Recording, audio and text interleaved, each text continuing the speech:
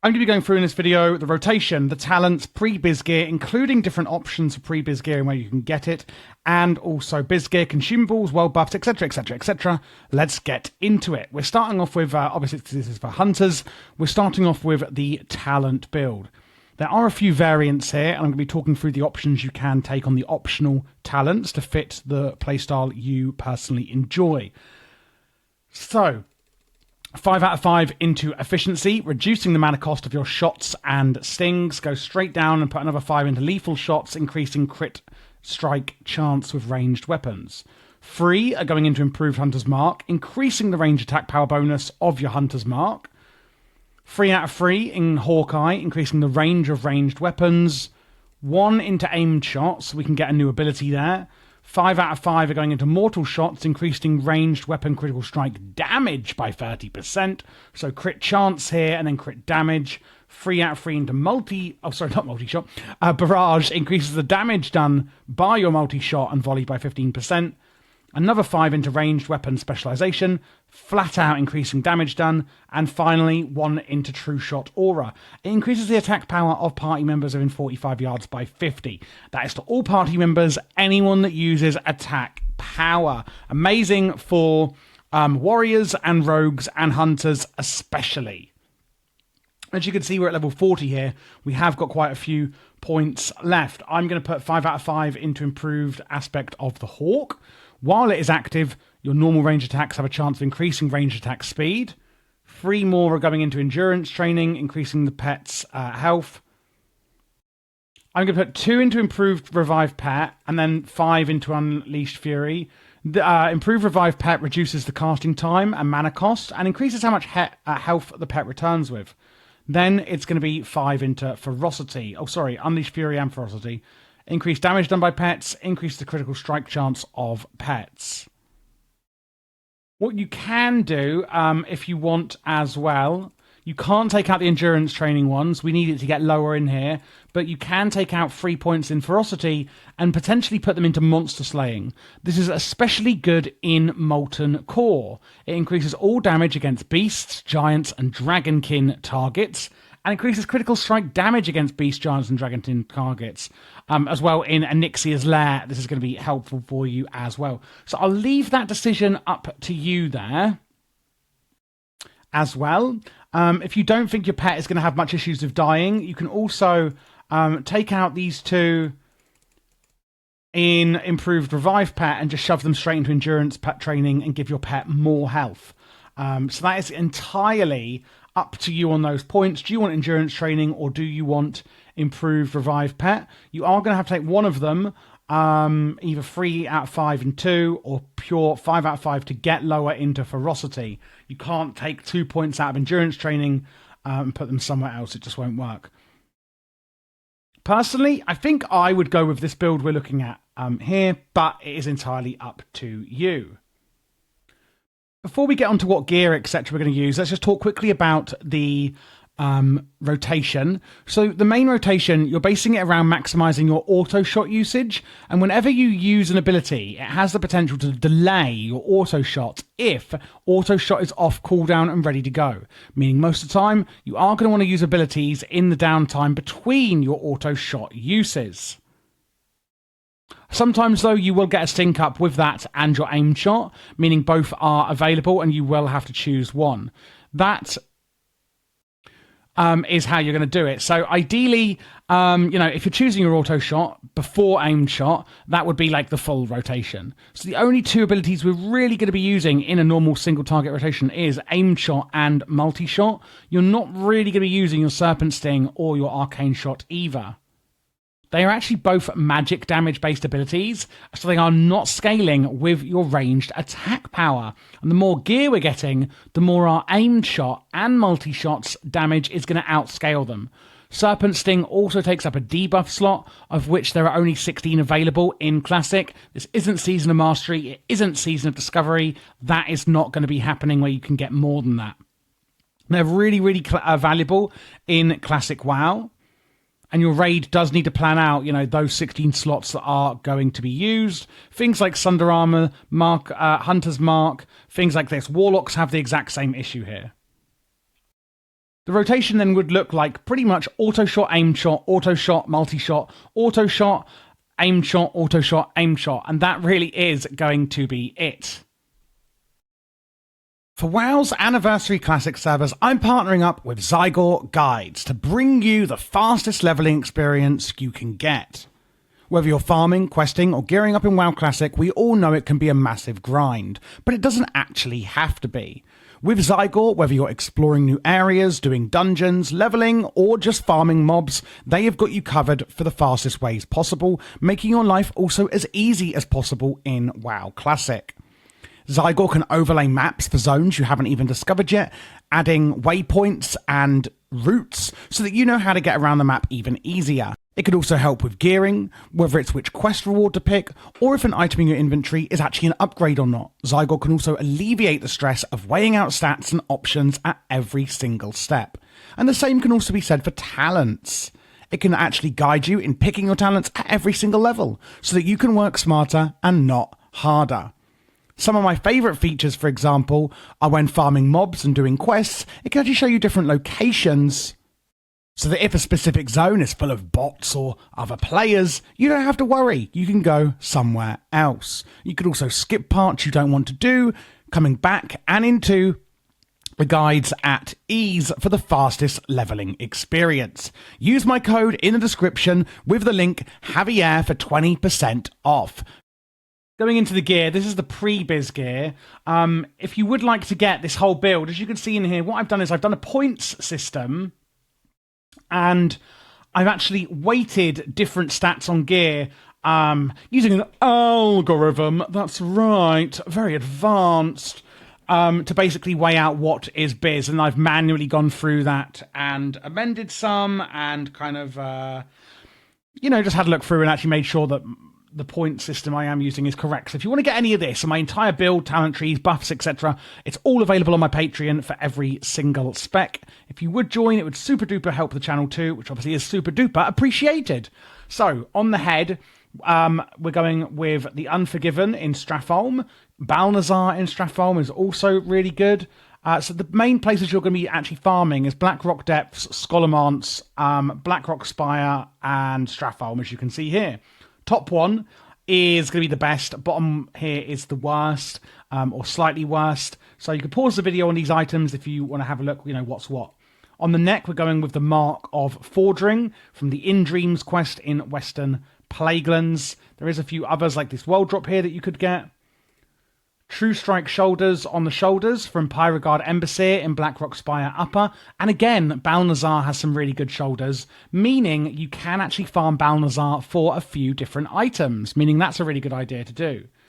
Cape of the Black Baron is from Baron Rivendare, again in Stratholme, so another reason to go there. Savage Gladiator Change from Gorosh the Dervish in Blackrock Depths. I have seen this drop already for a guildmate.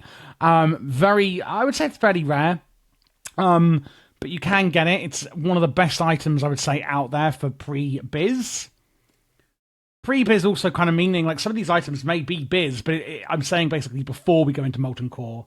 We've got the Beaststalker's Bindings, the Shadowcraft Bracers, and the Deep Fury Bracers, all world drops, because there's a lot of ones you can buy on the auction house here for the brace that slot. And if you don't want to do that because you're poor, then you can go with Halcyon in Blackrock Spire Lower, or the Disharmony of Fire quest in Blackrock Depths is another great idea there. For your weapon, we're going with the Peacemaker. Oh my god. Leaning off my voice there. Magistrate Barthalas in Stratholme is going to be the one for that. Zul'Farrak. Honestly, Zul'Farrak has some really, really good loot pieces, even for pre-biz.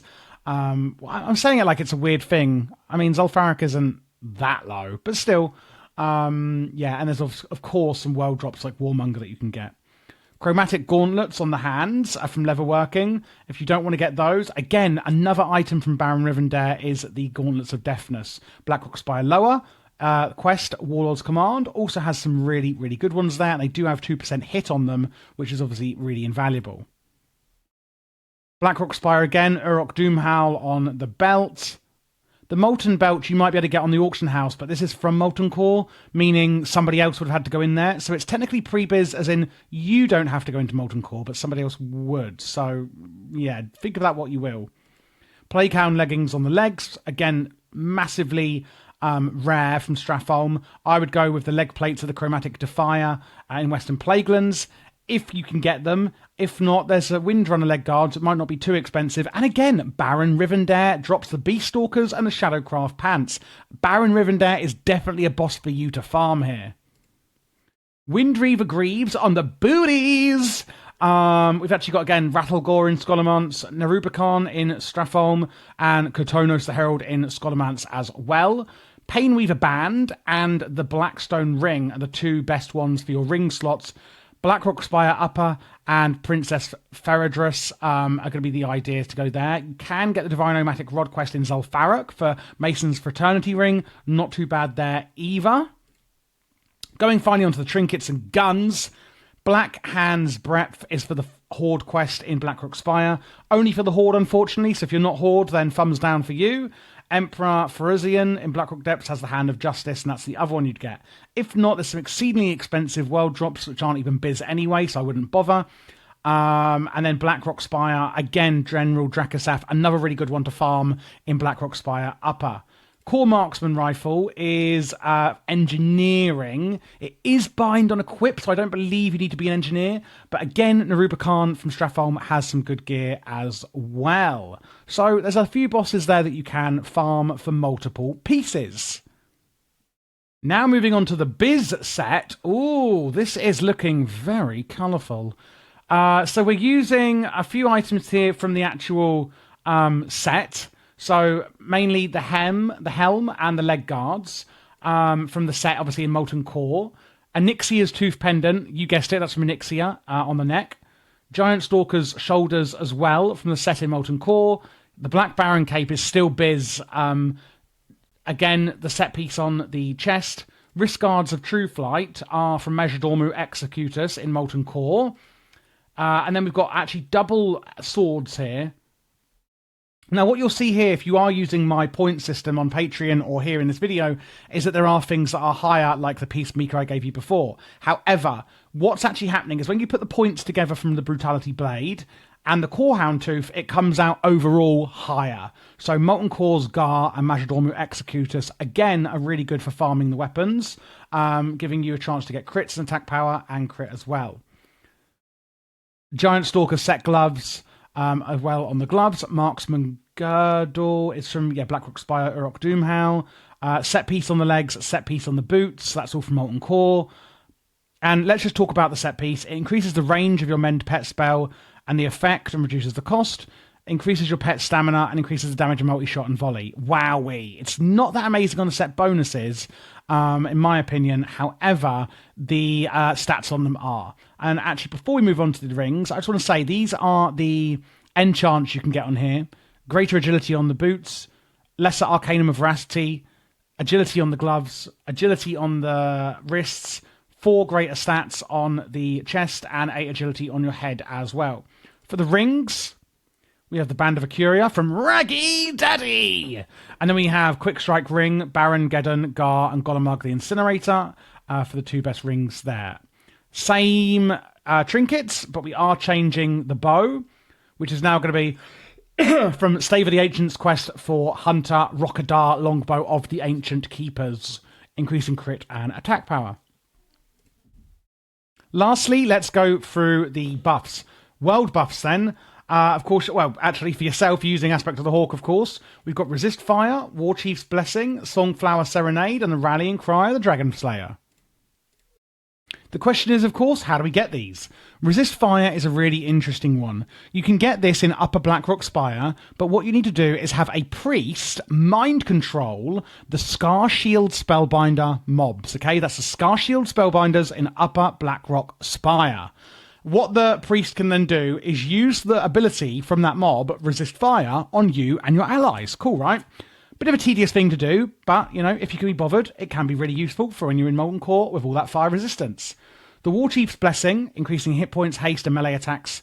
That and mana per 5 seconds for you hunters. That is going to be actually when you hand in Rend Blackhand's head in Orgrimmar. That is Horde only. You can get this in Orgrimmar all the time. You've probably already seen it. Songflower Serenade, you may not know, increases your critical strike chance and adds to your stats. Basically, you cleanse a corrupted songflower and then you loot the cleansed songflower in Felwood. You do have to do a few quests for this in advance, and it is repeatable, by the way. Rallying Cry the Dragon Slayer, that's when you've chopped off old Onyxia's head and taken it into your capital city. That's probably one you know as well. Scrolls of Agility, they go up to 4. You could probably get these quite easily on the auction house. Flasks, I think for us hunters, the only one you're really going to go with is you could go to Distilled Wisdom if you want more mana.